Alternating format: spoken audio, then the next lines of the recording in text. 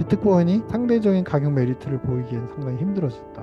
그럼 비트코인 같은 경우는 정부 정책이 더 추가적으로 나오지 않는 이상은 유동성이 풀리더라도 사실 현 수준에서 정고점을 뚫거나 다시 추세 상승을 만들기엔 제한이 될 수밖에 없다. 한마디로 표현하면 지금 눈치 장세가 돼버린 겁니다. 눈치 장세에서 정책이 무엇이 나올까 지금 기다리고 있는 상태. 근데 저는 이 흐름이 3월 정도까지는 반복될 수 있다고 봐요. 퐁당퐁당 장세죠. 이런 이슈가 반복되는 거면 돈에 대한 이슈인 겁니다. 근데 제가 이제 3월까지는 조정 여지가 있다라고 하지만 그 이유는 긍정적으로 보는 거는 트럼프 행정부가 언제 재정 정책, 우주항공 관련해서, 로봇 관련해서, AI 관련해서 어떤 재정 정책을 가져올지 저도 몰라요.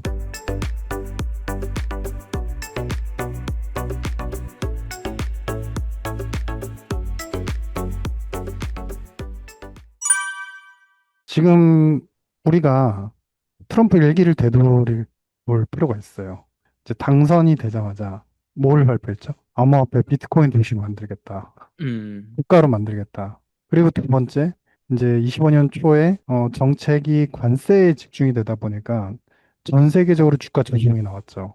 미국도 네, 조정이 나왔습니다. 기억하시겠지만 거의 25년도 초에 24년 말 대비해서 거의 20% 이상의 나스닥 조정이 나왔었고요. 음, 그리고 나서 이제 제 정신을 차리기 시작한 게 정부 주도로 행정부가 규제를 풀겠다. 두 번째, 타겟 펀딩을 조성을 한 게 이제 5월, 6월이었습니다. AI를 중심으로 한 재정 지출 투자 정책을 할 텐데 이게 첫 시발점으로 끊는 게 이제 소프트뱅크와 함께 스타게이트 펀딩을 마련하고 그 이후에 축차적으로 계속 펀딩 자금들을 갖다가 모집을 하면서 시장이 첫 번째 엔비디아 중심으로 굉장한 파워력이 발생을 할 것이다. 특히 엔비디아의 이 독점형 GPU에 대한 칩 구매가 이 펀딩 자금을 통해서 소프트웨어 쪽으로까지 계속 번지면서 설비 투자가 일어나고 이 설비 투자는 결국에는 칩 투자와 함께 데이터 센터가 확장될 것이다.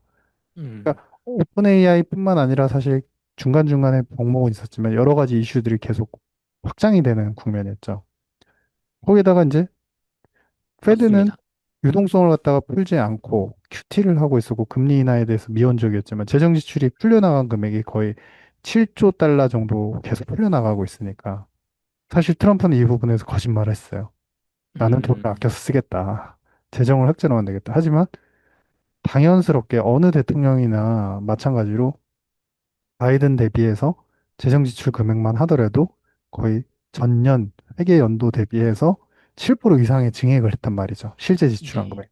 즉, 지금은 케빈 오씨가 사실은 문제가 아니라 핵심이 되는 건 안 그래도 지금 재정 지출에 대한 정책 전략, 트럼프 행정부가 또다시 돈을 AI에 얼마나 풀 거냐, 로봇에 음, 얼마나 풀 거냐, 그리고 핵심 산업, 올해 이제 꽃이 화두가 되는 우주항공 산업에 지난번 이제 스페이스X와 관련되는 이제 규제 철회와 관련되는 부분은 있었지만 실제 돈을 얼마 쓸 거냐, 펀딩을 얼마나 마련할 거냐, 이게 부재한 상태였어요. 돈줄에 대한 어떤 메마름이 있는 상태였었고, 특히 이 돈줄에 대한 메마름은 우리 단기 자금 시장이라고 하는 RP 시장 있지 않습니까?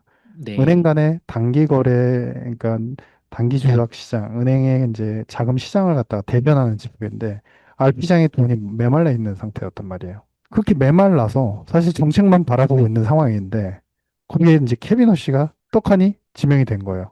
근데 케비너 음, 씨의 이제 과거의 행적을 보면은 양적 완화를 너무나 증오했던 잘못됐다라고 표현을 했었고 특히 이제 벤 버냉키 의장과 함께 양적 완화라는 개념을 같이 고안하고 만들긴 했지만 그 이후에 2차 양적 완화를 할 때는 그때 가서는 더 연준 주도로 돈을 공급하게 되면 시장의 자정 자금 자체는 무너지게 돼 있어. 그러면 이렇게 돈을 풀면은 서브프라임 위기가 우리가 맞이했었는데 금융 위기와 같은 또 다른 위기가 또 올 수가 있어. 아이들 머니만 많아지면은 지나친 레버리지의 파생 상품만 커질 뿐이지 시장 정화작용이 안 돼. 라고 하면서 연준 이사로 활동하다가 연준 이사를 그만두고 나오게 됩니다. 그러니까 그러한 과거의 행적을 보고서 시장은 깜짝 놀란 거죠. 안 그래도 물이 메말라 있는데 여기다가 조금 있으면은 얼마 안 있으면은 메말라 있는데 여기다가 굉장히 뜨거운 태양과 가뭄 상태, 건조한 날씨가 더 강화가 될 것이다. 라는 불안감이 시장을 완전히 뒤덮은 겁니다. 그러면 음, 지금 현재의 시장 상황을 보면은 그게 완전히 회복이 됐느냐? 문제의 핵심의 초점은 우리 시장과 산업이 그렇게 확장적으로 작년도에 커지는 데 있어서 가장 제일 큰 점은 뭐였죠? 미국 행정부의 투자 지출이었죠. 투자 지출을 맞습니다. 하면서 이제 지출을 하는데 원전 관련해서도 인프라 관련해서도 전력 관련해서도 수요가 부족하니까 정부 주도로 모든 프레임을 갖다가 만들어 왔었단 말이에요. 근데 그 프레임이 최근에 보시면 어떠신가요? 트럼프 행정부가 딱히 뭐 발표한 게 없어요. 맞아. 전쟁이나 뭐 이런 거 대외 이슈는 많지만 경제적인 게 사실 뭐 특별히 진행되는 게 없는 것 같아요. 그렇죠. 그럼 지금은 트럼프 행정부의 지금 눈들은 다 어디로 갔냐? 다 에너지 패권 조절로 다 돌아가져 있습니다. 특히 음, 제일 중요한 거는 뭐냐? 유가 안정화 거죠. 유가 안정. 베네수엘라의 이제 원유 컨트롤 능력을 갖다가 미국이 완전히 이제 획득을 해버렸죠. 그래서 대리인을 세워가지고 베네수엘라 이제 정치까지 개입을 한 상황이고, 그래서 베네수엘라에서 이제 중진유를 갖다가 초중진유를 미국에 더 싸게 공급하는 원천으로 삼겠다. 음, 그리고 지금 뭘 하고 있죠? 트럼프는 이란과 협상을 하고 있어요. 이란이 중국, 베네수엘라, 이란 각각 거의 시장 가격 대비 30%, 40%씩 중국의 원유를 싸게 공급하던 국가들입니다. 그러니까 음, 중국은 상대적으로 마음 편안하게 돈을 마구마구 풀 수 있었죠. 왜? 얘네 쪽에서 인플레가 절대 일어나지 않으니까. 근데 음, 그거를 목도하고 있었고, 그거를 갖다가 중국 중심으로 자꾸 원자재 패권, 특히 에너지 패권이 형성되는 것 자체가 굉장히 못마땅한 거죠. 돈을 풀어도 인플레가 안 나타나니까요. 그러니까 그 능력 자체를 사실은 이제 미국이 가져오려는 이제 일기 때랑 동일한 기법입니다. 그러니까 음, 에너지에 대한 컨트롤 능력을 미국이 갖게 되면 미국이 원하는 대로 공급과 수요를 조절을 할 수 있고, 그러면은 공급과 동시에 수요를 조절한다는 건 뭐냐면은 원하는 유가 가격 레벨을 만들 수 있어요. 즉, 이 얘기는 뭐냐면 원유만 어느 정도 안정되면 미국의 CPI도 안정될 수밖에 없고, 미국의 CPI가 안정되면 트럼프 행정부에서 재정 지출을 하고, 그다음 페드의 금리 인하와 돈을 푸는 것에 대해서 압박하는 그런 요인들이 충분히 길이 열린다는 거예요. 아, 작년에도 이미 돈을 어마어마하게 풀었지만 올해도 더 풀 수 있는 여건이 만들어진다는 거예요. 즉, 이 얘기는 뭐냐면 트럼프 음, 행정부는 지금 당장 돈을 풀지 않습니다. 그리고 음, 풀기에는 지난번 일전에 정부 셧다운을 막으면서 1월 말일에 이제 민주당과 협의를 했는데 또 임시 예산안이에요. 특별한 재정 지출을 하기 위해서는 이 임시 예산안 체계에서는 또 민주당과 협의를 해야 돼요. 이 분야에 음, 대해서 얼만큼 지출할 테니까 결의를 해달라. 그러면은 그런 상태에서 정책이 부재한 상태에서 트럼프 행정부는 뭘 하고 있냐면은 유가 낮추기에 급급하고 있는 상황이에요. 먼 행보로 보면 이게 되게 중요한 이슈죠. 전 세계가 에너지 가격이 어느 정도 안정되면 모두 다 돈을 풀 수 있으니까요. 그러니까 음, 이러한 형국에 케빈 허시가 과거에 양적 완화를 반대했던 것까지 이제 감안을 해서 시장이 안 그래도 심리적으로 메말라 있고 돈줄에 대한 메마름이 계속 보이고 있고 이런 메마름이 결국 어디까지 반영이 되죠? 소프트웨어 업체들이 설비 투자를 하기 위해서 GPU 칩을 사기 위해서 막 자본 조달을 하려고 회사채 음, 발행하려고 안 되잖아요. CDS 프로그램이 올라가잖아요. 몇몇 특정한 선택받은 엔비디아나 이제 알파벳 이런 기업들만 회사채를 만약에 이제 알파벳 같은 경우는 어제 1,000억 조달을 하려고 했는데 1,200억 달러 이상이 들어와가지고 거기 음, 이제 수요가 완전히 흥행을 해버렸죠. 그러니까 몇몇 기업들만 혜택을 받고 나머지 기업들은 돈줄이 마른 상태를 계속 몸소 체험을 하고 있는 상태다. 그러면은 그것을 반영한 주식시장, 금융시장은 어떻게 반영할까요? 당연히 확장적으로 다 좋아라는 흐름에서 깨지게 되겠죠. 잠시 네, 물러나서 한 발치 멀게 느끼면서 아, 그럼 시장이 어떻게 되는지, 유동성 상황이 어떻게 변모하는지를 보겠다. 즉, 한마디로 표현하면 지금 눈치 장세가 돼버린 겁니다. 눈치 음, 장세에서 정책이 무엇이 나올까 지금 기다리고 있는 상태. 근데 저는 이 흐름이 3월 정도까지는 반복될 수 있다고 봐요. 퐁당퐁당 장세죠. 시장이 하루 네, 좋고 하루는 안 좋고 하루는 AI 버블론 아니야. AI는 더 성장할 거야. 그 다음 날은 또 갑자기 AI 버블론이 나와서 또 급락을 하고. 그러니까 이런 이슈가 반복되는 거면 돈에 대한 이슈인 겁니다. 자본에 대한 음, 이슈인 겁니다. 근데 제가 이제 3월까지는 조정 여지가 있다라고 하지만 그 이유는 긍정적으로 보는 거는 새로운 트럼프 행정부가 언제 재정정책, 우주항공 관련해서, 로봇 관련해서 AI 관련해서 어떤 재정 정책을 가져올지 저도 몰라요. 근데 중요한 건 4월에 우리 대형 상업은행들을 중심으로 해서 ESLR이라는 이 자본 비율을 갖다가 낮추는 법안이 4월부터 시행이 됩니다. ESLR이 뭐냐면 강화된 자본 비율이라는 뜻인데 강화 자본 비율이 우리 티어원 비율, BRC 비율 이런 거 아시잖아요. 근데 네. 그거에 더불어서 더 상업은행들은 조심해야 되고 건전한 자본 상황을 유지해야 되니까 그 지표를 분모에 쉽게 말해서 이제 그 여러 가지 대출 자산이라든지 익스포저가 있고 분자에는 티어원 비율이 있는데 이거를 6%대로 맞추기로 해놨었어요. 근데 이거를 네. 4%대가 맞출 예정입니다. 왜 그럴까요? 왜 4%까지 낮출까요? 핵심 뭐냐면 이 비율이 잘 그 떨어지는 이유 중에 하나가 뭐냐면 대출 자산을 갖다가 혹은 국채 투자를 하게 되면은 이 익스포저가 커져요. 분모 익스포저가 커져요. 분모 숫자가 커져요. 그러니까 지표가 떨어지는 거예요.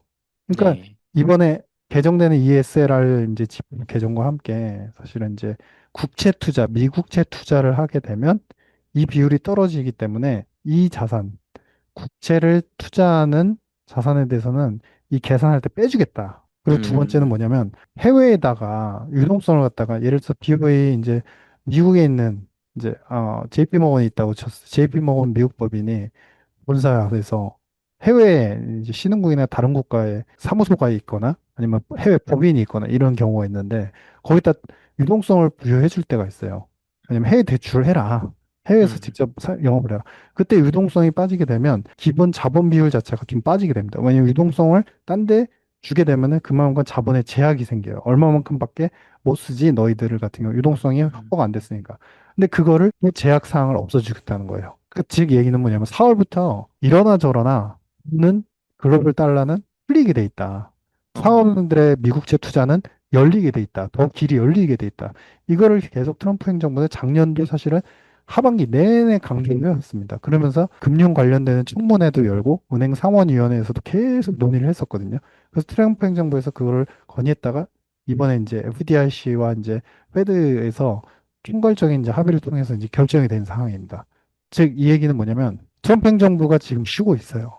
그래서 시장은 조정해 오고 케빈 씨가 는 뒤에 자세히 말씀드렸지만 사실 완전 매파는 아니에요. 근데 음. 매파였던 흔적을 보고서 사람들은 깜짝 놀라게 됐고 그러니까 시장은 갈팡질팡하는 형국인데 하지만 4월 이후부터는 결국에 자본 비율이 떨어지면서 기본 자본 비율에 대한 조건, 규제가 완화가 되면서 대출과 해외 유동성에 대한 불이익들이 미국 금융기관별로 더 확장이 되기 때문에 결국에는 돈이 퍼지게 있다. 작년도에는 재정 지출 중심으로 돈이 많이 풀렸다면 올해는 제가 예상하는 프레임은 전체적인 달러 캐리 트레이드. 금리가 비싸긴 하지만 달러를 빌려서 투자하려는 그런 욕구들이 상당히 많아질 것이다.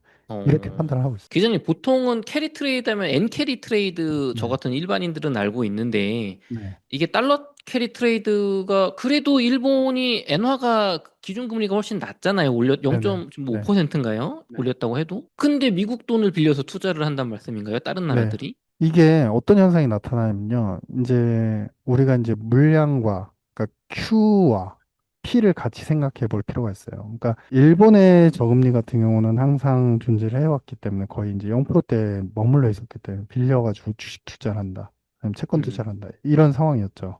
근데 지금 일본 같은 경우는 어떻게 하죠? 본원 통화 공급 자체도 서서히 BOJ가 좀 줄여나가고 있는 상태이고 금리도 올라가고 있어요.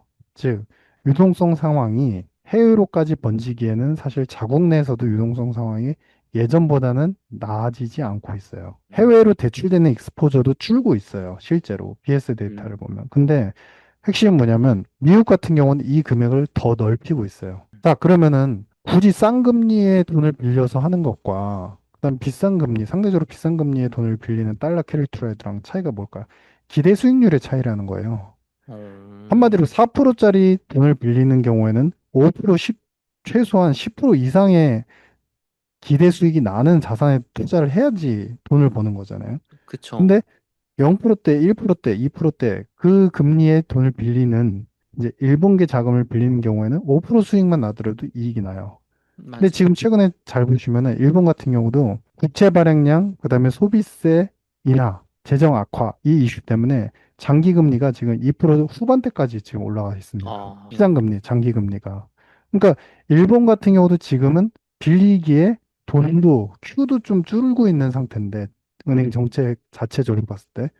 근데 P도 올라가고 있어요. 빌리는 돈값도 비싸지고 있어요. 음, 근데 미국은 어쨌든 이 표면 금리는 높은 상태죠. 아직도 네, 4%대니까. 근데 표면 금리가 높지만 이걸 낮추면서 돈을 갖다가 많이 쓸 수 있게끔 빌려줄 수 있게끔 유동성을 갖다가 해외로까지 확보시키기 위해서 이 은행의 기준 비율 자체를 규제를 완화시키고 있어요. 그러면 돈은 서서히 한 번에 넘어가진 않지만 서서히 일본계 자금에 대한 빌리는 율부보다 이제 달러 자금을 빌리는 율부들이 더 많아질 수 있죠. 물론 음, 이 틈을 타서 미국계 이제 대형 상업은행들, JP모건, 골드만삭스는 결국 해외 투자자들 혹은 해외 금융기관들한테 금리 장사를 하게 되는 겁니다. 근데 음. 그게 결국 캐리 트레이드로 일어나는 형국이다. 이런 분석입니다. 박사님, 그럼 일부의 마지막 질문입니다. 그 케빈 오씨 연준 의장 이제 곧 바뀔 텐데 네. 일단은 이분이 확정적으로 봐야 되겠죠, 지금? 네. 이제 조만간 2월 내에 이제 상원에서 청문회를 할 걸로 예상이 되고요. 음, 2개월 내에.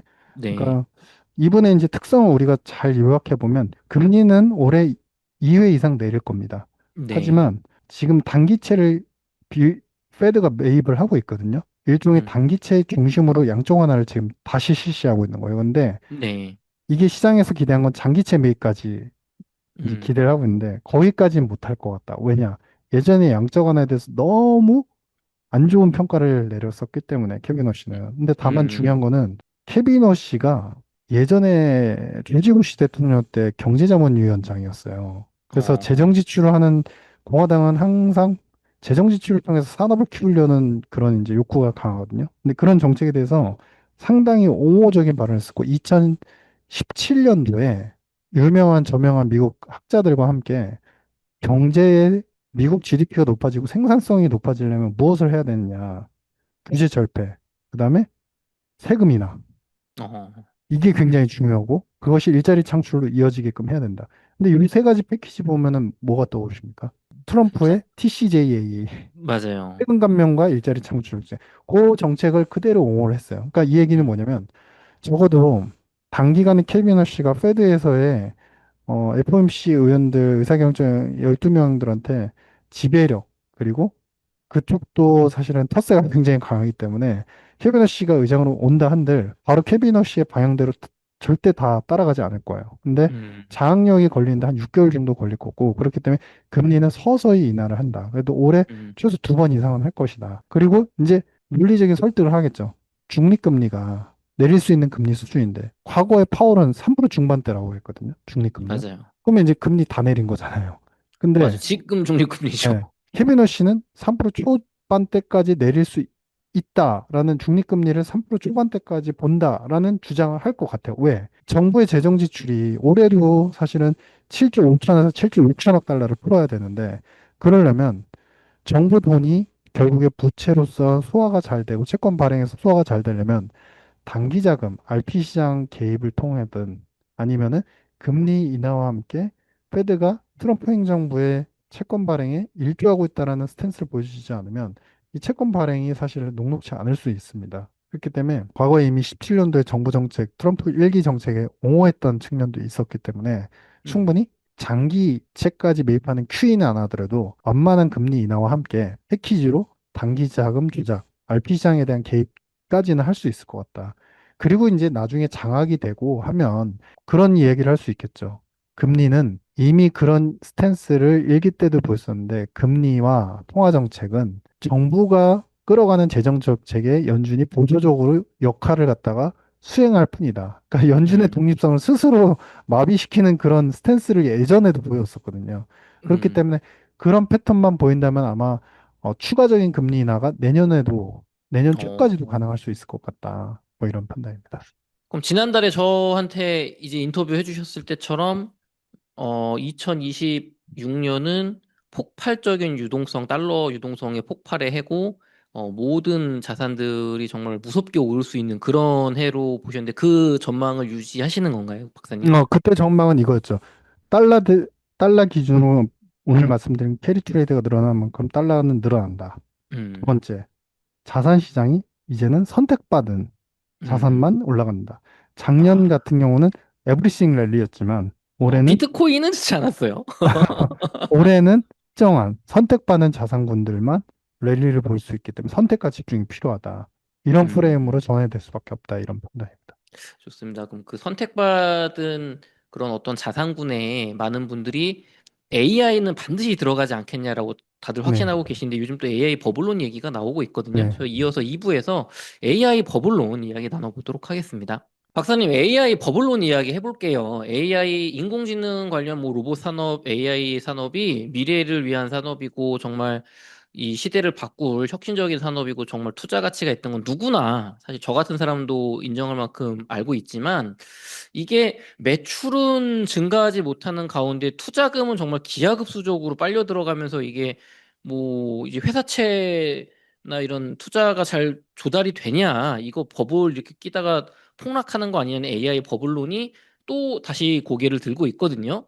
속 시원하게 좀 어떻게 보시는지 궁금합니다. 그러니까 지금 문제가 되는 것은 뭐냐면, 장비, 특정형 GPU 같은 경우는 이제 엔비디아가 독점을 하고 있죠. 말 그대로. 그래서 이 칩을 쓰지 않으면은 지금 현재, 그러니까 브로드컴이 만드는 이제 맞춤형 칩, 이런 걸 빼고 나면은 독점형 칩은 거의 이제 엔비디아 칩을 사실 써야 되는 상황이에요. 근데 핵심은 뭐냐면 이것을 써서 비싼 가격으로 사들여서 이걸 가지고서 소프트웨어 업체들, 혹은 데이터 센터를 짓는 기업들 입장에서 투자를 하면 수익이 1, 2년 내에 수익성이 담보될 것이냐, 음, 수익성이 바로 나올 것이냐. 이거에 대해서 수익은 계속 악화되고 매출은 늘어날 수 있지만 수익 자체는 투자가 일어난 다음에 투자가 되면 엔비디아 칩을 통해서 소프트웨어를 개발하거나 데이터 센터를 짓면 한 번 지으면 끝나는 게 아니잖아요. 계속 그렇죠. 운영비가 들어가거든요. 특히 데이터 센터 같은 경우는 대규모로 이제 세팅을 하고 나서도 그 다음에 계속 데이터 센터를 운영하는 데 되는 여러 가지 비용들. 특히 중요한 거는 음, 데이터 센터에서는 열이 계속 발생하기 때문에 데이터를 처리하거나 프로세싱 하는 데서 오류나 어려움들이 있을 수 있어요. 그러면 이 음, 데이터 센터가 잘 작동하도록 적정한 온도에서 계속 효율적으로 정보를 갖다가 주고받는 속도를 유지할 수 있도록 유지시켜줘야 되는 유지 비용이 엄청나게 들어간다는 거예요. 그러니까 아, 소프트웨어 업체들 입장에서는 칩을 가져와서 만드는 것까지 쉬운데 그 이후에 돈을 언제 벌지 모르겠다는 거죠. 그러니까 그런 이슈가 결국에 엔비디아와 최근에 이 오픈 AI하고의 이제 불화설 이야기가 이제 보도가 된 거죠. 그러니까 이 음, 이야기는 한마디로 표현하면은 엔비디아는 돈을 많이 벌고 있지만 소프트웨어 업체들, 특히 오픈 AI 같은 경우는 그걸 갖다서 써야 되는 입장이잖아요, 칩을.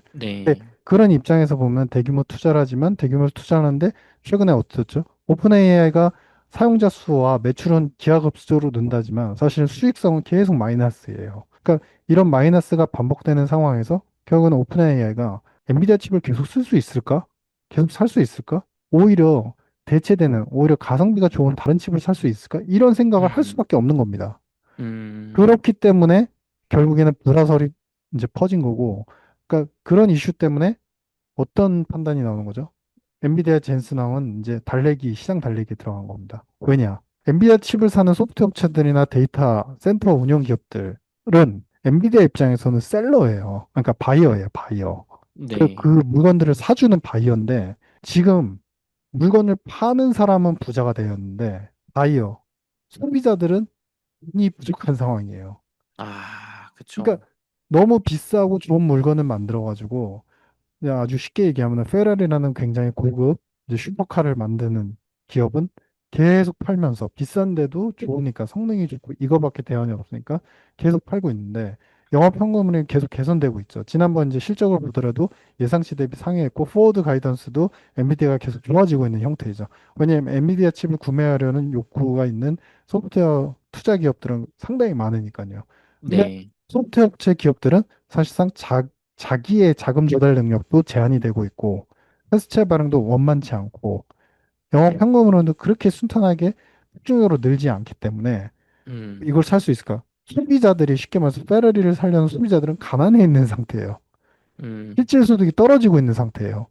그러니까 페라리는 그럼 어떻게 해야 되겠죠? 그 가격을 좀 뭐 낮추든지 안 사든지 팔든지 뭐 해야 되는 거 아닙니까? 대책을. 일단은 제일 중요한 거는 소비자들이 부자가 되게끔 하는 거죠. 그 맞아요. 부자가 되게끔 하는 거는 뭐냐면은, 우리가 돈을 많이 벌었으니까 이제 고용을 많이 늘릴게. 채용을 하는 겁니다. 채용을 늘리면서, 우리 기업에 와가지고 일을 하고 가면은 돈을 많이 벌어서 고용tuk자가 돼서 또 차를 살 수 있게 해줄게. 이런 식으로 음, 자꾸 이 엔비디아가 중심이 돼가지고 순환적인 메커니즘을 만들려고 하는 거예요.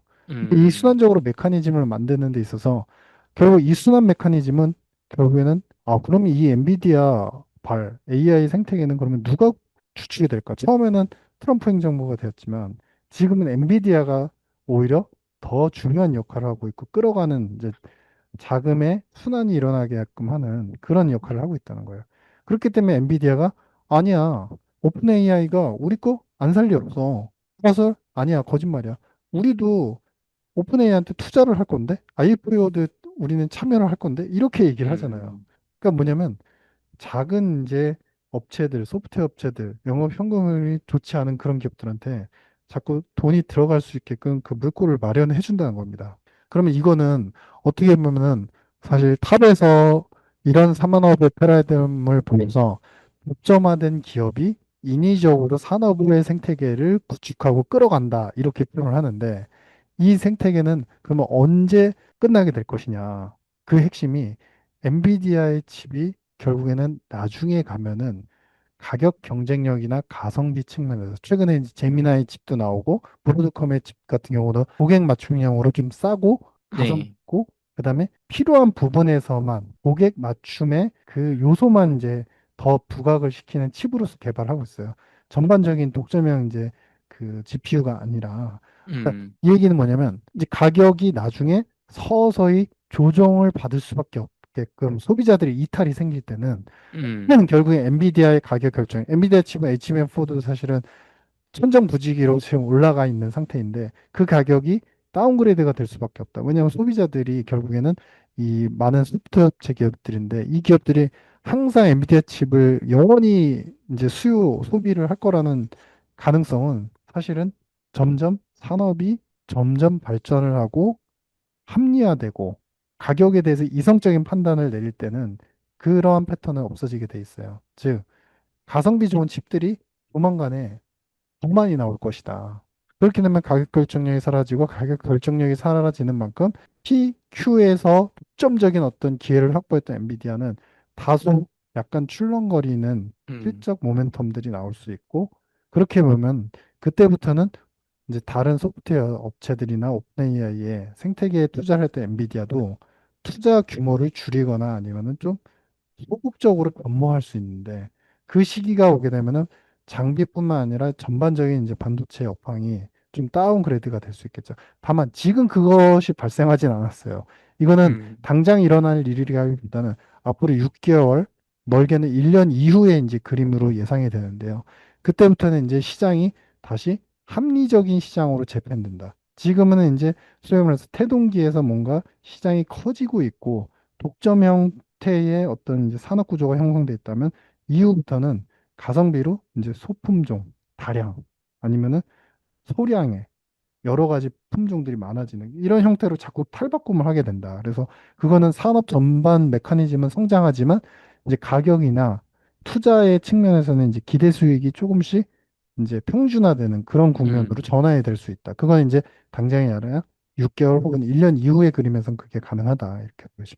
그럼 박사님 또 주식시장은 그런 뭐 호재나 악재를 선반영하는 그런 특성이 있는데 그렇다면 엔비디아의 주가가 올해 상반기부터 뭐 지지부진한다거나 혹시 하락할 수도 있는 건가요? 아니면은 뭐 그런 게 가시화되는 올해 하반기부터는 엔비디아 뭐 주가가 좀 약세로 가실 거라고 보시는 건가요? 엔비디아가 대장이잖아요, 사실. 근데 네, 이제 올해 말까지는 그래도 완만한 상승, 그리고 나스닥의 M7의 핵심으로서 네, 가격의 어떤 상승 트렌드를 계속 끌어갈 것 같아요. 그리고 두 번째는 지금 작년도에 트럼프 행정부의 정책을 보시면 우리나라에서 깐부치킨을 마련하는데 사실은 그 전에 이미 트럼프 대통령이 이제 우리나라 이제 에이펙 회의 때 와서 회담을 갖고서 주문한 게 있었죠. 그러니까 눈치를 챌 수 있는 주문.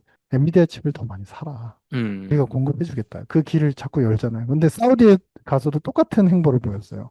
그러니까 트럼프 행정부가 트럼프 대통령이 먼저 나서서 사실은 엔비디아 칩을 갖다가 세일즈하는 데서 환경을 자꾸 열어주고 있거든요. 그와 동시에 이제 작년엔 투자도 대규모로 이끌어냈고, 그러니까 이 엔비디아발 생태계를 갖다가 올해도 트럼프 행정부, 트럼프 대통령 자체는 계속 확장을 시켜줄 것 같아요.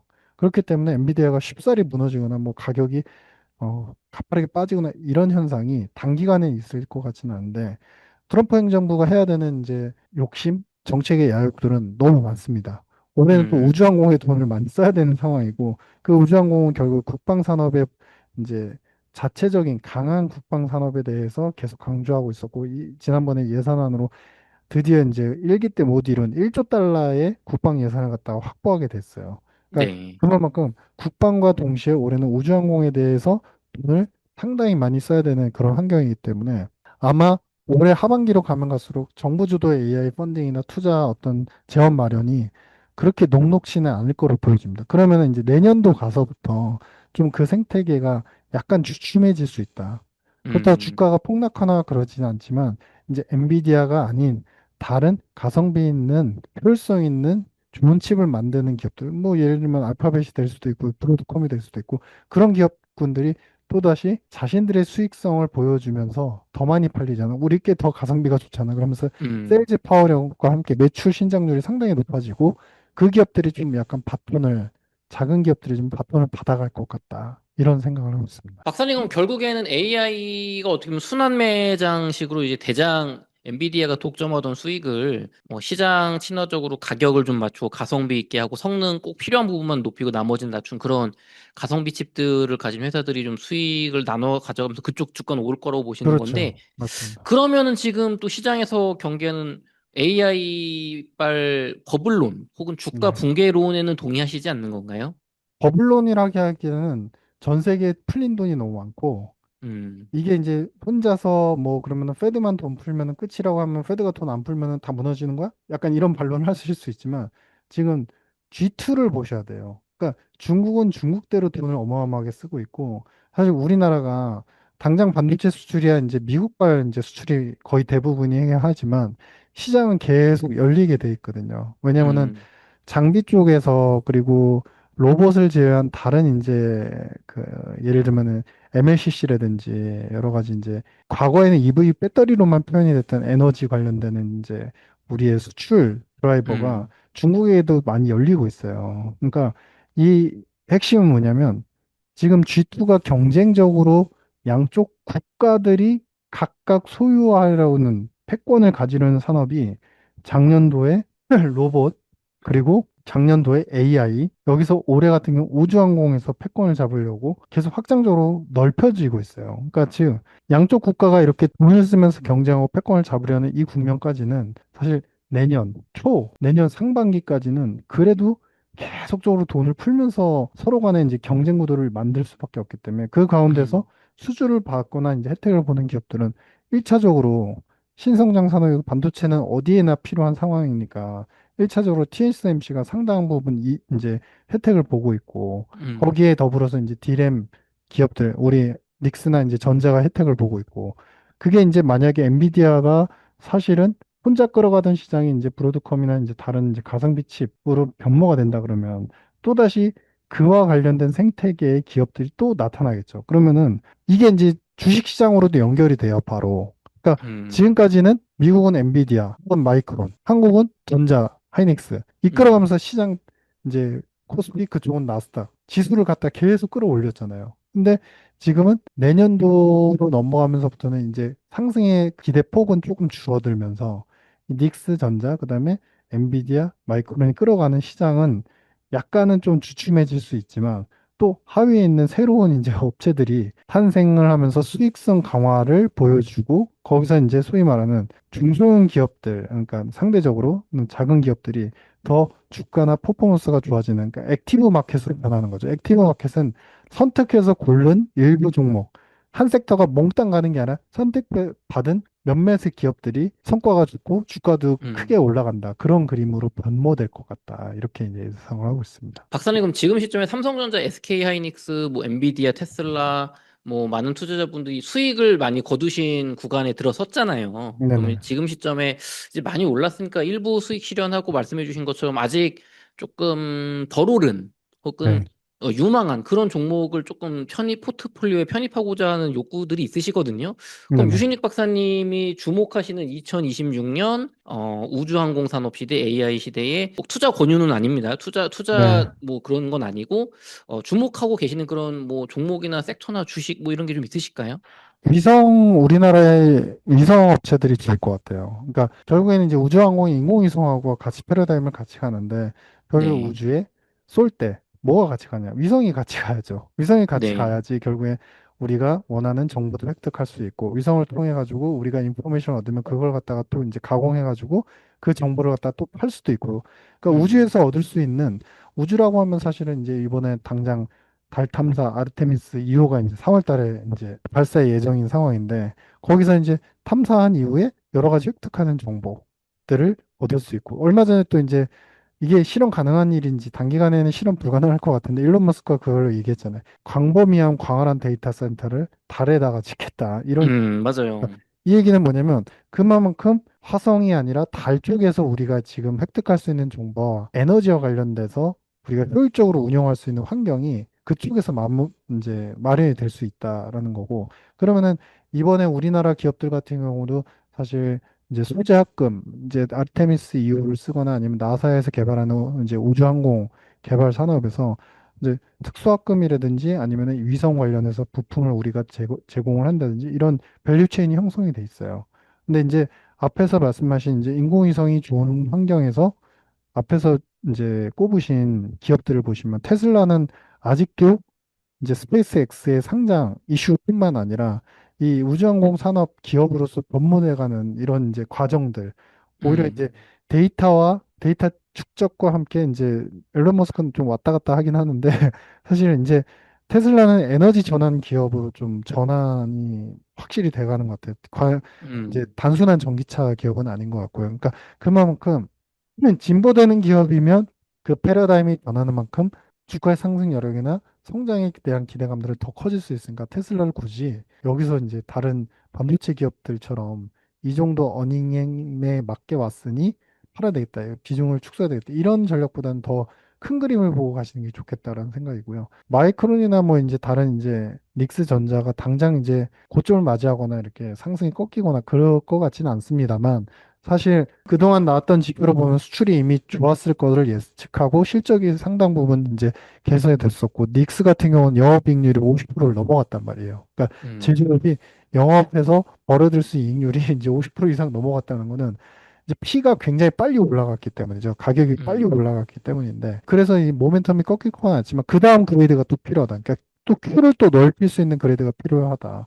그래서 그런 구간 동안에는 이제 상대적으로 더 오를 여지는 있지만 기대 수익률은 오히려 작은 반도체라든지 아니면은 지금 밸류체인이 막 형성이 되고 있는 미국이 최근에 재무장관도 우주항공 기술 개발 산업에서 한국의 기술이 굉장히 필요하다 이렇게 직접적인 음, 언급을 했거든요. 그러니까 그만큼 또 다른 이제 새로운 밸류체인이 만들어질 수 있는 이 위성 산업에서 우리나라 중소형 기업들의 투자 기회가 열릴 수 있을 것 같다. 그게 이제 주식시장이나 자본시장으로 당연히 연결될 거다. 이렇게 판단을 하고 있습니다. 좋습니다.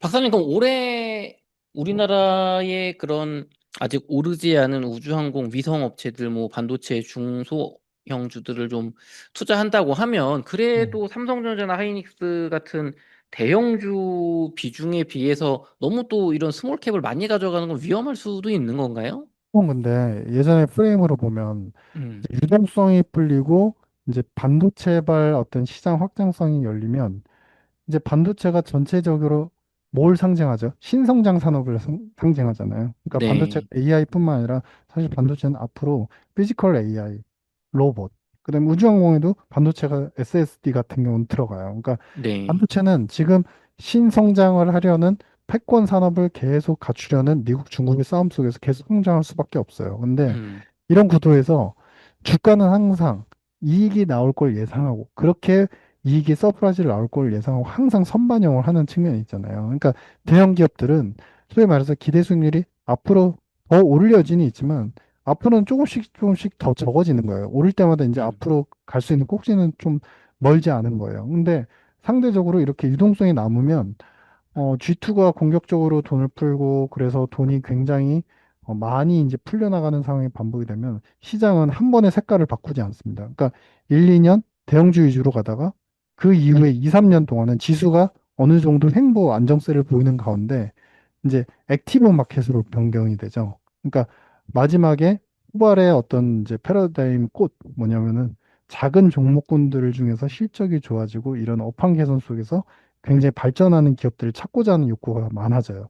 그리고 거기다가 우리나라 같은 경우는 이제 지금 코스닥 3천 이야기를 하고 있잖아요. 음, 근데 구체적으로 3천이 될지는 저도 잘 모르겠지만 사실 현 지수보다 오를 거라는 예측들은 다 할 수 있어요. 왜냐면은 일단 기본적으로 소부장에 대한 이제 연구개발 투자도 이제 이루어지고 있고 두 번째는 코스닥에서 중요한 이제 바이오 기업들에 대해서 삼상 자금을 지원하기 위해서 1,500억 원의 이제 펀드를 운영한다라고 했고 여기에 추가적으로 이제 뭐 작은 운영사들 같은 경우는 이제 코스닥 관련된 기업을 투자하는 코스닥 펀드들을 또 이제 출시할 계획이에요. 그만큼 이제 작은 중소형 기업들에 대한 관심도가 커지고 있다는 거는 액티브 마켓을 변모한다.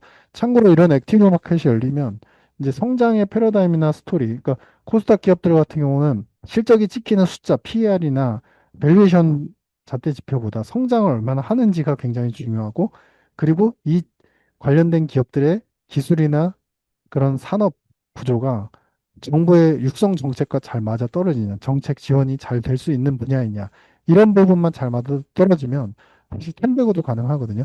뭐 작은 기업들 중에서 그런 어떤 패러다임 완성된 기업이 어디가 있을까 생각해 보시면 RF 그룹이 있는데 RF 그룹 같은 경우는 상당히 이제 수직 밸류 체인 자체가 완성이 잘 되어 있는 것 같아요. 그래서 이 음, 기업군들은 이제 상위에서 6G와 관련된 위성 통신망과 관련되는 통신망의 어떤 이제 구축 사업이 이루어지고 그다음에 광섬유 케이블과 관련되는 이제 그 산업들 그리고 또 하도급으로 가면 그 밑으로 가게 되면은 이제 RF 시스템즈라는 기업 같은 경우는 상대적으로 뭔가 이제 계속 위성과 관련되는 것, 레이더와 관련되는 안테나와 관련되는 연구를 계속하고 있고, 음. 그러니까 이렇게 작은 그룹별로 일예로 이렇게 밸류체인을 만들고 산업적인 어떤 성장의 환경 속에서 패러다임을 만들어가는 그룹들이 계속 탄생을 하게 되거든요. 그래서 그런 그룹들을 스터디를 하면서 좀 관심 있게 보시면 좋을 것 같다 이런 판단입니다. 좋습니다. 저희 이어서 이제 비트코인과 암호화폐 또 스테이블 코인 이야기 나눠보도록 하겠습니다. 박사님, 비트코인 가격이 또 1억 원에서 9,800만 원으로 또 오늘 3% 이상 하락을 했거든요.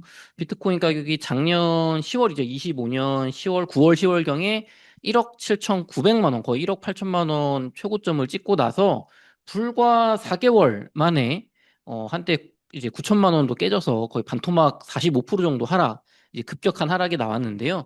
비트코인 가격 왜 이렇게 많이 하락하는 건가요? 저는 이 부분에서 사실 개인적으로 판단할 때 트럼프 대통령의 발언과 그 정책의 실수들이 좀 많다고 봅니다. 그러니까 뭐냐면 트럼프 어, 행정부가 사실 굉장히 치밀하고 빠르고 민첩하게 대응하는 부분은 맞는데 중요한 거는 트럼프 행정부 이제 트럼프 취임 직후에 비트코인 도시를 국가를 만들겠다라고 선언을 했고 맞아요. 그 일환 중에 하나로 이제 전략 자산으로 사용을 하겠다.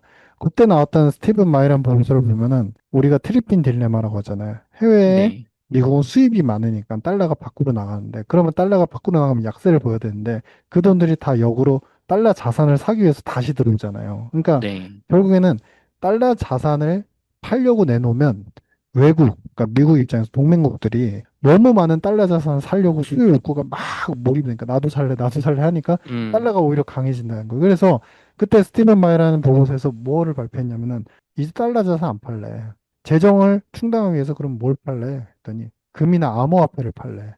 그러면서 음, 그 동시에 이제 전략 자산을 그럼 비트코인을 비축하고 비축한다는 건 뭐냐면 전략 자산을 비축해놨다가 나중에 팔겠다는 얘기였거든요. 근데 음, 그 얘기를 너무 강조를 세게 했었던 거죠. 전략자산 비축이다라고 하니까 미국이 중심이 돼서 미국 정부가, 행정부가, 재무부가 어마어마한 비트코인을 매입을 하고 그걸 나중에 샀다 팔았다 하면서 시장을 끌어갈 것처럼 보였지만 실제로 그 당시에 많이 이루어졌던 행태 중에 하나는 트럼프 일가가 민코인을 엄청나게 발행을 했었단 말이에요. 맞아요. 그러니까 그 분위기 속에서 어떻게 보면 사적 재산을 충당하는데 더 몰입을 했었고, 오히려 그 이후에 베센트 장관의 이제 발표에 따르면은 작년도 하반기쯤에 비트코인을 갖다가 축적한 숫자는 250에서 260억 달러밖에 안 됐었어요. 사실 어, 시장에서 예상한 거는 최소한 300억 달러, 400억 달러.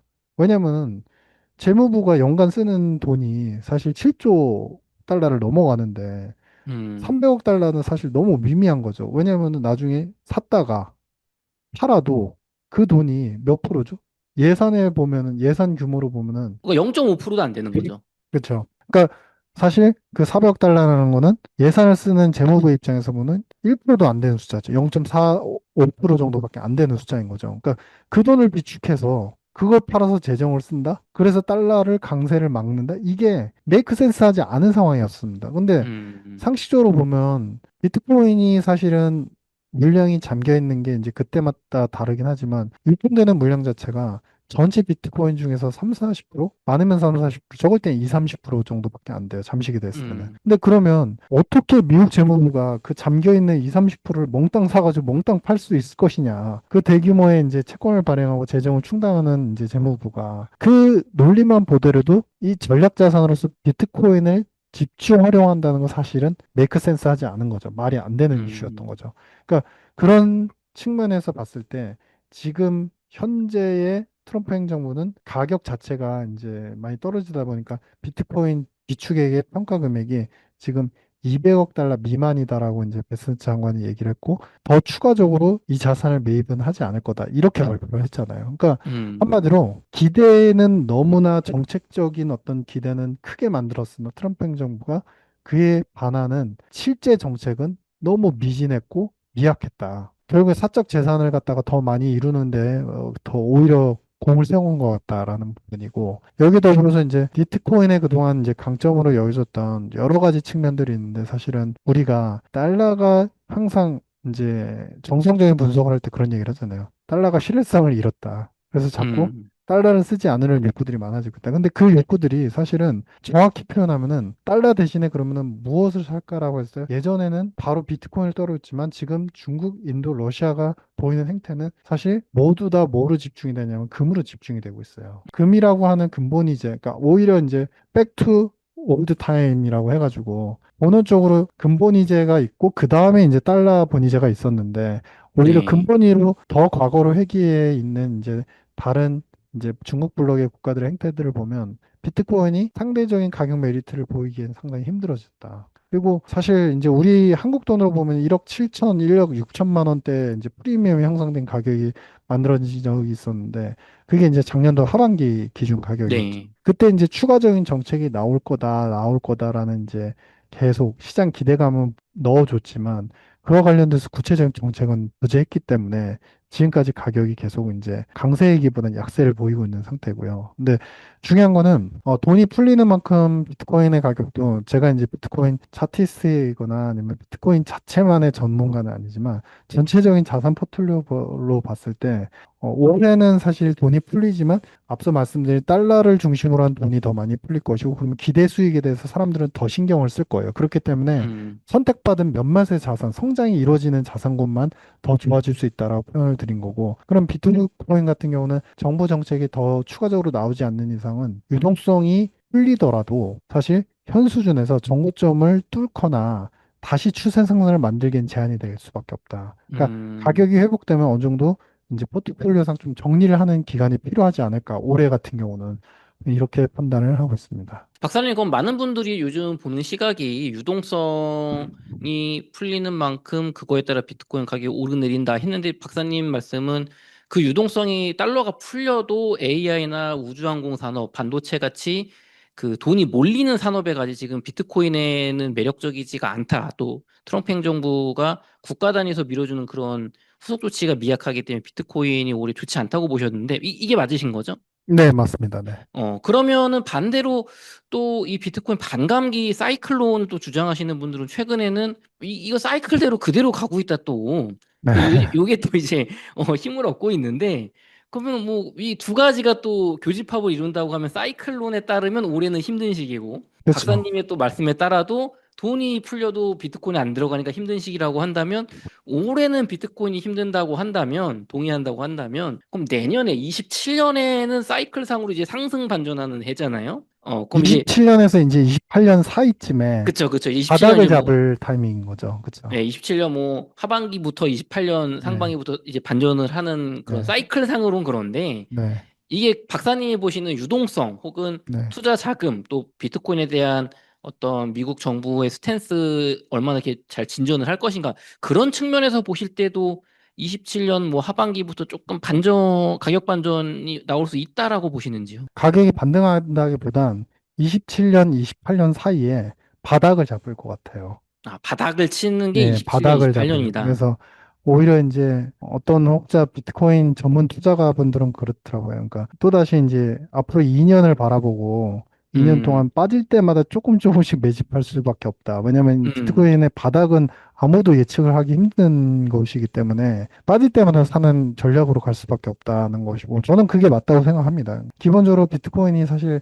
이번에 트럼프 행정부에서는 초기의 뜻은 강화를 했지만 그것을 이루는 데는 이제 그 굉장히 미약했었죠. 근데 이제 반대로 그 사실 스티븐 마이런 보고서에서 암호화폐나 금 얘기를 했는데 금만 지금 혜택을 본 거죠. 어떻게 보면 음, 이제 금이 혜택을 받다고 한다면 사실 다음번 행보에서는 이 제가 보는 이제 관점에서 러시아나 이제 인도, 중국이 금을 싹쓸이를 한 상태인데 이게 나중에는 영속적이지 않을 것 같아요. 왜냐하면 결국에는 이제 중국, 인도, 러시아가 하나의 블록이라는 이제 매체, 그러니까 우리가 한 편이다라는 개념에서 달러 대신에 금에 더 집중하고 금에 더 올인을 음, 한 상황인데 지금 트럼프 행정부가 에너지 패권을 얻기 위해서라도 무슨 정책을 실시를 하죠? 자꾸 이란과 협상, 압박과 전쟁, 불사, 의지 이러면서 이란을 자꾸 회유하면서 정상시장으로 나오게끔 만들려고 하잖아요. 네, 자, 근데 이란도 예전에 북한과의 협상과 마찬가지예요. 이란은 먼저 선 제재 해제를 부탁한다. 음, 근데 아니다. 너네가 일단은 먼저 핵 관련돼서 다 반납을 하면 우리가 제재 해제와 동시에 니네 원유를 정상시장에서 팔게 해주겠다. 이게 음, 계속 서로 이제 어, 너 먼저, 당신 먼저, 너 먼저 이런 이제 정책 협의가 이루어지잖아요. 그러니까 시간은 좀 걸릴 것 같아요. 러시아도 마찬가지예요. 러시아는 사실 지금 이제 러시아 관련된 보도를 좀 요약해 보면 러시아는 단순한 금융 제재 해제뿐만 아니라 이미 러시아산 원유나 이제 가스에 대해서 유럽이 지칠 대로 지쳤어요. 그러니까 자체적인 원유 에너지 공급망을 만든다고 했는데 그게 쉽지 않은 거예요. 그러니까 일부 이제 제조업 국가들 유럽 같은 경우는 사실 이제 불협화음이 나기 시작하거든요. 러시아산 원유로도 일부 일단은 도입은 하자. 근데 러시아는 근데 음, 뭘 요구하고 있죠?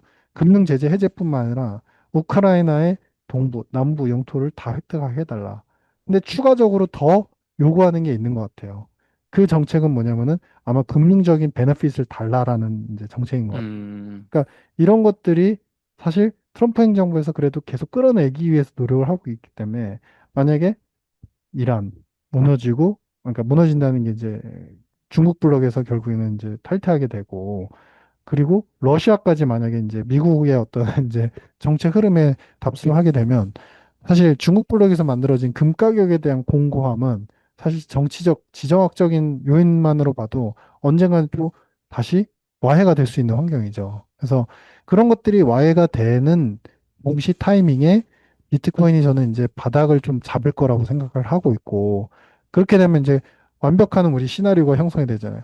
금만 이제 쇼티지 이슈와 이제 중국 블록 이슈 때문에 고공의 행진을 하다가 비트코인은 계속 떨어지다가 어느 정도 반감기 주기적 사이클이고 그다음에 지정학적인 요소 때문에 이제 러시아와 중국 이 블록 자체가 약간 와해되면서 금 가격도 조정을 보이고 그러면 아 비트코인을 다시 바라보게 되겠죠. 디지털 음, 금이었잖아 라고 하면서 대형적으로 다시 투자하는 욕구가 다시 일어날 수 있다. 다만 음, 그때까지는 상당한 이제 좀 가격이 좀 침체되거나 약간은 이제 상대적 수익률이 떨어지는 환경들은 뭐 적어도 1년 이상은 좀 이어지지 않을까 이렇게 판단을 하고 있습니다. 음. 그럼 정리를 하면 지금 금이나 은의 가격의 상승은 중국이나 러시아 같은 뭐 이제 미국 달러 시스템에서 벗어나려는 국가들이 약간은 인위적으로 매집을 하면서 지나치게 빨리 올렸다고 보시는 거고, 그게 너무 이렇게 계속 오래 갈 수는 없다고 보시는 거예요. 맞습니다. 네. 근데 그 메커니즘이 궁금해요. 그 금 가격 뭐 많이 급등했고, 뭐 이제 비축하던 게 많이 돼서 뭐 더 이상 가격이 못 오르고 좀 조정을 받는다는 거는 뭐 시청자분들도 충분히 납득하실 것 같은데, 근데 네네. 왜 그때 26년, 27년에서 28년 사이에 비트코인이 저점을 찍고 은은 떨어지는데 비트코인이 올라갈 수 있는 그 논리가 조금 설명 더 부탁드리겠습니다. 그러니까 뭐냐면 지금 이제 달러를 대체하려는 욕구가 중국 블록에서 강하기 때문에 달러를 대체하려는 자산을 보니까 그렇다고 위안화가 국제화도 안 돼 있고 음, 위안화 채권도 사실 외국인 투자는 제한이 돼 있거든요. 그러면은 대용적으로 살 수 있는 건 상징적인 금밖에 없는 거예요. 달러 네. 대비해서. 근데 이제 결국엔 이제 달러가 그렇게 많이 풀리는데도 불구하고 비트코인이 이제 어느 정도 하락기를 맞이하고 반대로 이제 금이 가격이 이제 조정이 보이게 된다면 금도 이제 음, 뭐 당장은 아니지만 올해 연말 이후부터는 좀 가격이 조정 흐름이 보일 거라고 생각합니다. 이미 이제 고점에 대한 신호들이 자꾸 나오기 시작하는 것 같고요. 음, 왜냐면은 유동성은 마른 건 아니지만 이제 차익 실현에 대한 욕구들이 상당히 많은 상태죠. 근데 중요한 거는 이거를 생각해 보셔야 돼요. 그러니까 금이 가격이 공고해질 수 있다는 거는 신흥국 중심, 중국 중심의 어떤 경제 체제에 대해서 더 커질 수 있다. 이 블록이 커질 수 있다라는 기대감이 있기 때문이에요. 그렇기 음, 때문에 중국이 사는 자산이 더 오를 수 있다. 그러니까 러시아, 인도 다 뛰어들기 시작하는 거죠. 근데 중요한 거는 이 블록이 와에 대해서 금이 상징적으로 만약에 빠지게 되면 오히려 디지털 금, 결국에는 서방의 어떤 시스템이 맞았어라는 판단과 함께 그러면 어떤 현상이 일어날까요? 다시 달러는 강세를 보이면서 서방에서 밀었던 소위 말해서 이제 트럼프 행정부에서 밀었던 디지털 금이었던 비트코인이 다시 회복세를 볼 수밖에 없겠죠. 즉 음, 헤지펀드나 사모펀드들은 과거부터 계속적으로 금 역할을 대체할 수 있는 디지털 금은 암호화폐, 비트코인이다라고 평가를 해왔는데 이번 타이밍에는 그 예측이 완전히 빗나간 거예요. 맞아요. 디지털 금이 아니라 그냥 금이 좋았던 것뿐이에요. 근데 음, 그거의 기반에는 이 신흥국 기반, 어떻게 보면 신흥국 기반이라고 하죠. 신흥국 기반으로 서 있는 중국 블록들이 탈달러를 하면서 더 많은 집적된 자금들이 더 많이 뭉쳐가지고 대신 달러 대신에 더 많은 금을 사겠다라는 이슈 때문에 오히려 디지털 금으로 표현되는 비트코인에 대한 매수 수요는 제한이 된 거죠. 즉, 중국 블록에서 안 사게 하는 건데 미국 중심으로만 사들이기 시작한 거예요. 그러니까 그 음, 매수 여력이나 어떤 수급 자체가 조금 제한이 됐었던 것 같고, 근데 결국 중국 블록이 와야 되면서 금 가격이 떨어지게 된다면 다시 그에 상응하는 디지털금을 찾을 수밖에 없고, 그건 비트코인으로 연결이 될 수밖에 없다. 그래서 내년도 이제 말씀하신 이제 27, 28 사이에 어느 정도 또다시 한 번의 좋은 기회가 오지 않을까. 저는 이제 개인적으로 그렇게 추측을 하고 있습니다. 박사님, 그럼 비트코인 가격의 저점이 아직 나오지 않았다고 보시는 거고, 내년 27년에서 28년 사이쯤에 나올 거라고 보신다면, 지금 비트코인 가격 9,800만 원 정도 하고 있는데, 어느 정도까지 좀 저점이 나올 수 있다고 보시는지요, 가격이?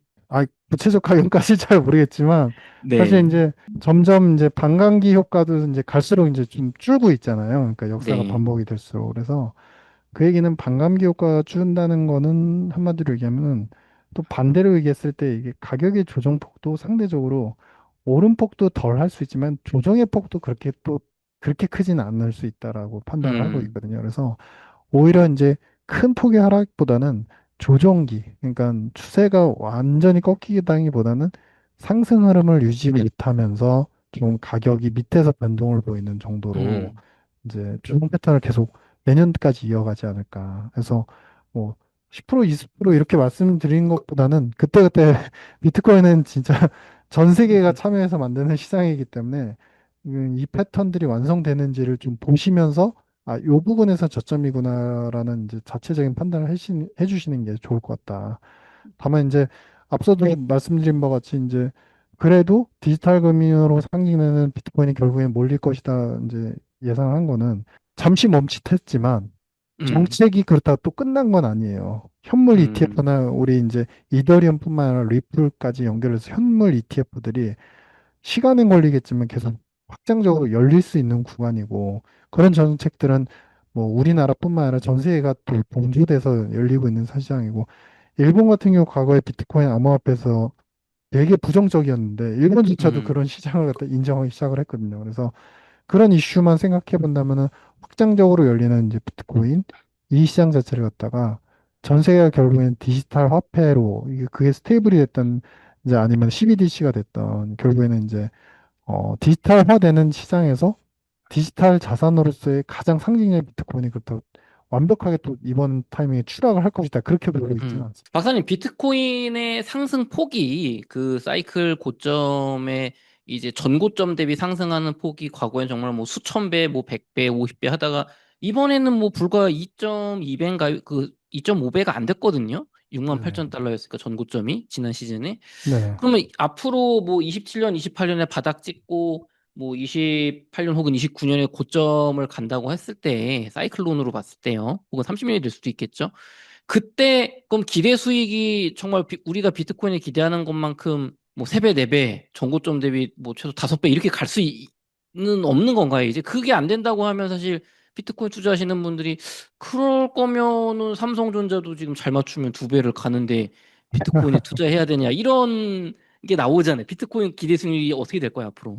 29, 20, 30년이 되면 또 이제 시장이 또 달라져 있겠죠. 이제 삼성전자 하이닉스만 끌어가는 시장은 아니겠죠. 그래서 그건 이제 그때 가서 또 판단해야 되는 거고 신기류와 같은 수익은 이제 없어질지 모르지만 그래도 완만한 이제 추세적 상승, 장기적인 패턴에서의 상승은 여전히 유효할 것이다. 왜냐하면 전 세계 모든 메커니즘이 이제 디지털로 다 변하기 때문에 그 상징성의 의미만 보더라도 그렇게 완전히 소외되거나 그러지는 않을 것 같다. 이런 판단입니다. 그럼 비트코인도 우리가 장기적으로 매집해 나갈 때 괜찮은 수익률 혹은 뭐 아주 뭐 인생을 바꿀 만한 수익률은 아니지만 만족할 만한 수익률을 줄 수 있는 그런 주요 자산 중에 하나로는 계속 갈 거라고 보시는 거죠? 네네네, 맞습니다. 음. 장기적으로 예를 보면. 들면 금이나 은 같은 경우가 거진 뭐 한 7, 8년 동안 한참 가격을 못 오르던 시기도 많이 있었잖아요. 그렇죠. 근데 그럴 때 이제 매집했다가 3배, 이렇게 4배 올라가듯이 비트코인도 그 정도 위치는 차지할 것이다라고 보시는 네. 건가요? 왜냐면 이거는 이제 저만의 예측이 아니라 이제 사모펀드들이나 헤지펀드들이 포트폴리오를 변화해가는 이제 설문조사를 보면 답이 나와 있거든요. 이제 아, 4% 정도 미만에서는 디지털금을 사려는 욕구들이 항상 존재한다. 이제 음, 자산의 다변화죠. 그러니까 비트코인이 사실 오름세를 보이는 타이밍을 보면 바닥을 찍고 오름세를 보일 때 보면 경제가 회복되거나 그 돈이 풀릴 때 반드시 오르는 게 아니거든요. 항상 타 자산에 대한 신뢰성이 약화되면서 디지털 금으로 넘어오는 경우도 많아요. 그러면서 바닥을 치는 경우도 많아요. 그래서 그런 측면에서 이제 전체적인 자산을 이제 수익 변동성을 갖다가 최소화하려면 디지털 금도 항상 3, 4%는 보유하려고 한다. 원자재도 한 4, 5% 보유하듯이. 그러니까 그런 제도권의 자산으로서는 어느 정도 인정이 된 것 같다. 이렇게 판단하고 있습니다. 그러면 우리 개인의 입장에선 비트코인 투자 비중을 뭐 전체 투자 자산에서 뭐 10% 이상 이렇게 늘리는 건 조금 너무 리스크 있다고 보시는 건가요, 네, 박사님? 10%까지는 좀 부담스럽고요. 음, 네, 그 5% 이내가 미만에서 좋은 것 같다. 미만에서 그리고 확실한 이제 플랫폼화돼 있거나 아니면 비트코인처럼 상징적이거나 플랫폼화돼 있다는 건 이제 이더리움이라든지 아니면 리플처럼 확실하게 이제 자체적인 전송망 혹은 이더뎁 이런 상징성이 분명히 있는 것들로만 좀 음. 채워나가시는 게 좋지 않을까 이렇게 판단하고 있습니다. 어, 박사님, 이더리움에 대해서 좋게 보는 시각도 있고, 이 버블, 이렇게 기대치에 못 미치지 않을까, 큰 기업들이 또 뛰어들지 않을까, 이런 얘기가 있는데, 이더리움 어떻게 보세요? 그냥 이제 이거는 제가 모자라는 생각에서 이제 개인적인 의견인데 약간 그런 거죠. 그러니까 전망은 항상 화려하나 보여준 성과가 없었다. 아, 이더 대비 이제 효율성이 떨어지고 그러니까 가스비가 워낙에 많기 때문에 많이 들기 때문에 그리고 이더 대비 쉽게 만들 수 있다라는 뎁 이제 DA 앱이 이제 많이 이제 확장이 되지만 이더 뎁으로 쓰여진 이제 플랫폼들이 또 성공을 이룬 사례는 또 없어요. 크게 성공을 이룬 사례. 음, 그러니까 이게 결국엔 이더뎁이 이제 언젠가는 이더뎁을 이용해서 큰 어떤 플랫폼의 체계를 언젠가 완성할 거라고 생각이 들고, 이제 완성이 됐으면 이미 가격은 굉장히 많이 뛰어 있겠죠. 음, 근데 이제 이더가 갖고 있는 여러 가지 비싼 측면들, 그리고 전송에 있어서의 비효율성들, 음, 가스비, 이런 것들. 그게 이제 비트코인만큼의 상징성을 갖다가 이제 메이크업 하지는 못하는 것 같다. 그래서 이더리움 같은 경우는 오히려 이제 그 창시자의 의지에 따라서 또 이제 가격의 급등락도 너무 많기 때문에 아직은 이더리움은 이제 과도기인 상태다. 이렇게 음, 판단을 하고 있습니다. 좋습니다. 이렇게 해서 유신익 박사님과의 인터뷰를 마치도록 하겠습니다. 긴 시간 동안 수고 많으셨습니다. 감사합니다. 네, 감사합니다.